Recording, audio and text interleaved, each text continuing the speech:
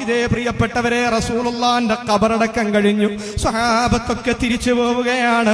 അപ്പൊ കടന്നു വരുന്നു സയ്യിദുനാ അനസ് ഇബ്നു മാലിക് റളിയല്ലാഹു അൻഹു. ഫാത്തിമ ബീവി വഴിയോരത്ത് കാത്തു നിൽക്കുന്നുണ്ട്. അനസ് തങ്ങൾ ആരാ? റസൂലുള്ളാഹിക്ക് 10 വർഷം ഖിദ്മത്ത് ചെയ്ത റസൂലുള്ളാന്റെ ഖാദിമ.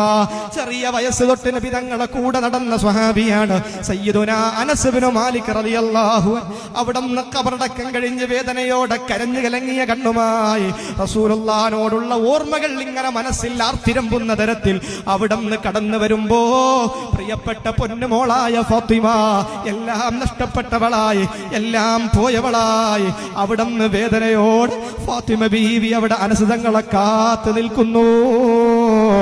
എന്നിട്ട് അവിടുന്ന് വിളിക്കുകയാണ്, ഓ അനസേ, പൊന്നുമോനെ അനസേ, ഒന്ന് വരുവോ? ഫാത്തിമ ബീവി വിളിച്ചപ്പോ അനസ് തങ്ങൾ അനുസരണയോടെ ഓടിപ്പോയി. എന്താണ് ഫാത്തിമ ഉമ്മ?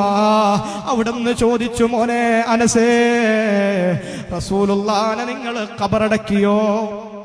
എന്റെ ഉപ്പാനെ നിങ്ങൾ ഖബറടക്കിയോ അനസേ? അനസ് തങ്ങൾ പറഞ്ഞു, അതേ ഫാത്തിമ ഉമ്മ, ഞങ്ങൾ ഖബറടക്കിയിട്ടാണ് തിരിച്ചു വരുന്നത്.